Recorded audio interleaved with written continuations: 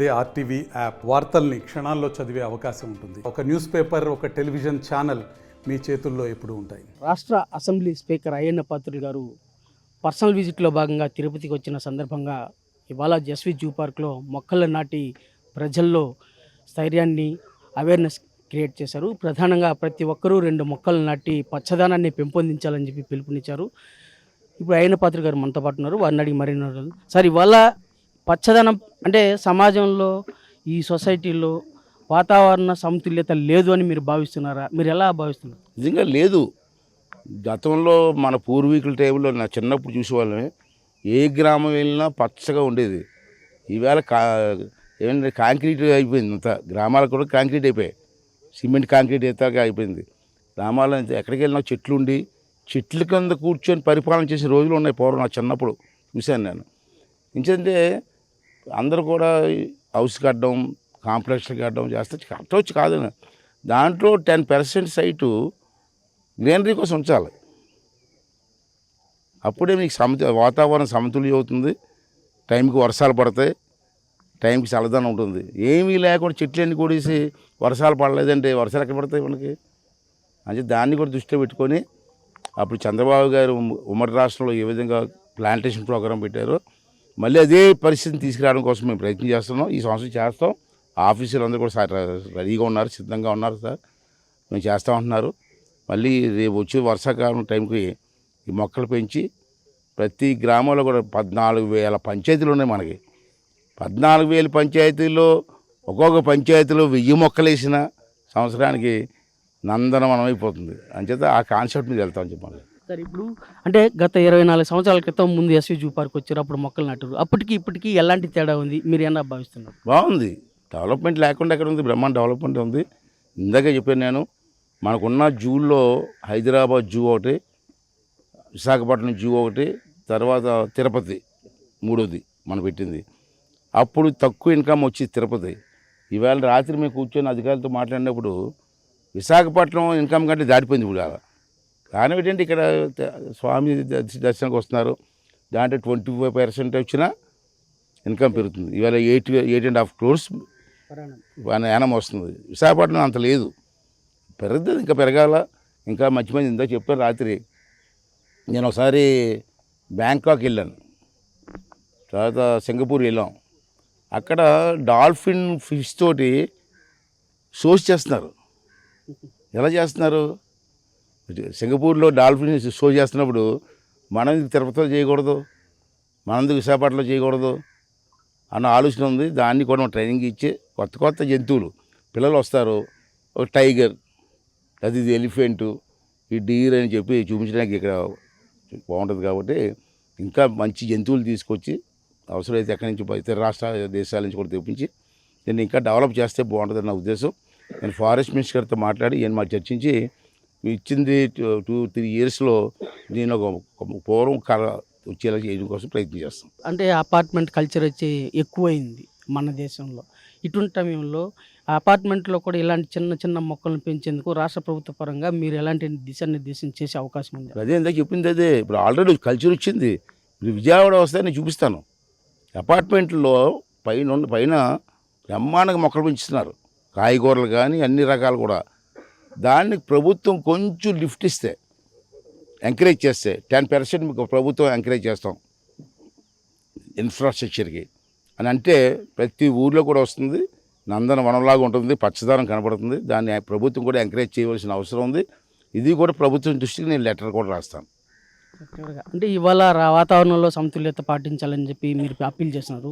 అదేవిధంగా రాజకీయ నాయకుల్లో కూడా సమానత్వం, సమతుల్యత అంటే రాజకీయ పరిపక్వత సాధించే దిశగా మీరు యాజ్ ఏ స్పీకర్గా మీరు ఎలాంటి సూచనలు చేస్తున్నారు? అంటే కొంతమంది అసెంబ్లీకి రాకుండా బయట మాట్లాడడం, రాజకీయ విమర్శలు చేయడం, దీన్ని ఎలా భావించాలి సార్? అంటే దీనికి 3 కారణాలు ఉంటాయమ్మా. ఇప్పుడు ఈ అమ్మాయి డాక్టర్ అయింది, ఎలాగైపోయింది? సడన్గా అవ్వలేదు కదా. చిన్నప్పటి నుంచి చదువుకొని డాక్టర్ అయింది. అమ్మాయి డిఎఫ్ఓ చూశారు కదా, ఆ స్థాయికి ఎలాగొచ్చింది అమ్మాయి? చిన్నప్పటి నుంచి కృషి చేసింది, చదువుకుంది. అలా రాజకీయ నాయకులు కూడా ఒకేసారి రాదు. బ్లడ్లో కూడా రాజకీయం అంటే ఇంట్రెస్ట్ ఉండాలి. అందరికీ రాదు, అందరూ రాజకీయ నాయకులు అయిపోరు. ఆ బ్లడ్లో ఇంట్రెస్ట్ ఉన్నప్పుడే వస్తుంది. అయితే అయిన తర్వాత దాన్ని నేర్చుకోవడానికి ప్రయత్నం చేయాలి. దానికి మనకు చట్టాలు ఉన్నాయి. మనం ఏ మాట మాట్లాడినా చట్టాలకు అనుగుణంగా మాట్లాడాలా, చట్టాలకు అనుగుణంగా పనిచేయాలి. డిఎఫ్ఓని పిలిచి అది చేసేయమని చేసేస్తాడా? దానికి ఒక చట్టం ఉంటుంది, దానికి ఒక బడ్జెట్ ఉంటుంది. విత్ ఇన్ ది బడ్జెట్ మన జనాల్లోకి వెళ్తాం. ఒక ఊర్లో పబ్లిక్ మీటింగ్ అవుతుంది, నాకు వేసేయమంటాడు, పెద్ద ఇక్కడి నుంచి బ్రిడ్జ్ వేసేయమంటాడు. మనం టెంప్టేషన్ మీద వేసేస్తూ ఉంటాం. బడ్జెట్ మళ్ళీ 5 సంవత్సరాల తర్వాత ఏంటో బ్రిడ్జ్ ఏదంటే ఏ సమయం చెప్తారు. అంచేది ఆ బడ్జెట్ని కూడా దృష్టిలో పెట్టుకొని పబ్లిక్ చెప్పాలా, నీ ఊరికి ఆ బ్రిడ్జ్ ఎందుకు, రోడ్డే సరిపోదా అంటే మన గొప్పలకి మాటలు ఇచ్చి ప్రజల దగ్గర దొరికిపోవడం. తర్వాత సబ్జెక్ట్ నేర్చుకోవాలమ్మా. రెండోది అన్ని పనులు అయిపోతాయని అన్నం అంటే రాష్ట్ర బడ్జెట్ని పెట్టి కూడా ఉంటుంది. తెలంగాణ బడ్జెట్ వేరు, మన బడ్జెట్ వేరు. తెలంగాణ బడ్జెట్ చాలా ఎక్కువ ఉంది, మన బడ్జెట్ తక్కువ ఉంది. వాళ్ళకి మన హామీలు ఇవ్వలేం. ఎంతసేపు ఏం చేయాలంటే మరి ఎలా గెటాన్ అవ్వాలి మన ఎమ్మెల్యే. అసెంబ్లీలో టైం ఇస్తాను ఎందుకంటానంటే, అసెంబ్లీలో ఎమ్మెల్యే గారు ఒక గ్రామ పంచాయతీ గురించి మాట్లాడితే ఆ పంచాయతీ ప్రజలు ఎలా ఫీల్ అవుతారు? ఎమ్మెల్యే గారు మా పంచాయతీ గురించి మాట్లాడుతున్నారా అని హ్యాపీ ఫీల్ అవుతారు. అటువంటి అవకాశం అసెంబ్లీలో రావాలా. ఇప్పటివరకు రావట్లేదు. అతనికి ఎంత చేస్తే 1 అవరే టైం, క్వశ్చన్ అవర్. ఇప్పుడు నేను దాన్ని ఏమో 2 అవర్స్ వరకు పోయి తీసుకెళ్ళాను. మొన్న అనాథరైజ్డ్గా వెళ్ళా. సార్ అన్నారు టైం అయిపోతుంది, మాట్లాడాను సార్, అది 2 రోజులు పెంచుకుందాం, అసెంబ్లీ నష్టమే ఉందన్న. అలాగే అందరికీ మాట్లాడే అవకాశం ఇస్తాం. రాజకీయ నాయకులు కూడా ఓట్లు వేసి గెలిచినంత మాత్రాన రాజకీయ లక్షణాలు రావాలా, దానికోసం ప్రయత్నం చేయాలా. ముందుగా ప్రజలు అడిగిన దాన్ని చేయగలమా లేదా అనేది ఒక అవగాహన రావాలా. చేయగలిగినప్పుడు చెయ్యి లేనప్పుడు కొంచెం టైం పడుతుందని చెప్పాలి. ఈ 2 నెలల స్పీకర్ అనుభవంలో మీరు ఎలా ఫీల్ అవుతున్నారు సార్? ఫీల్ అంటే మరి అప్పుడు నేను తగ్గితే 9 సార్లు 7 సార్లు మంత్రి చేశాను, 9 సార్లు గెలిచాను. మంత్రి డ్యూటీ వేరు, అసెంబ్లీ డ్యూటీ వేరు. దీనికి ఒక ప్రత్యేక రాజ్యాంగం ఉంది అసెంబ్లీకి. ఆ రాజ్యాంగాన్ని దాటి వెళ్ళలేను. మంత్రిగా దాటి వెళ్ళగలను, దాటి వెళ్ళాను కూడా కొన్ని సందర్భాలు. మీకు తెలుసు, మీకు తప్పలేదు అప్పుడు ఆ రోజుల్లో. ఇప్పుడు అది కుదరదు. నాకున్న రాజ్యాంగ పరిధి, ఆ పరిధిలోనే మాట్లాడాలి తప్పించి కొంచెం తప్పదు.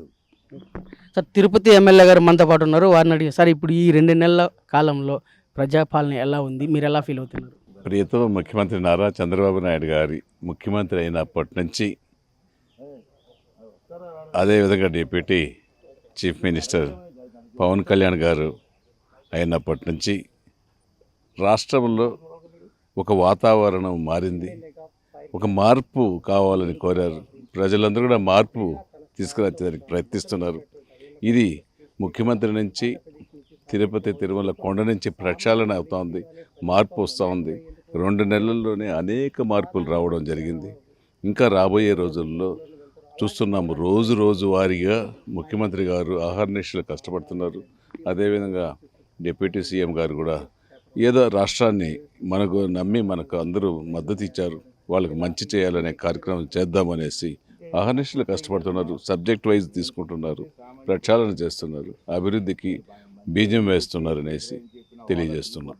ఇది రాష్ట్రంలో రాజకీయ పరిణామాల నేపథ్యంలో వాతావరణ సమతుల్యతో పాటు రాజకీయ నాయకుల్లో కూడా పరిపక్వత, అవగాహన, సామాజిక బాధ్యత అలవర్చాల్సిన అవసరం ఎంతైనా ఉందని చెప్పి స్పీకర్ గారు పేర్కొంటున్నారు.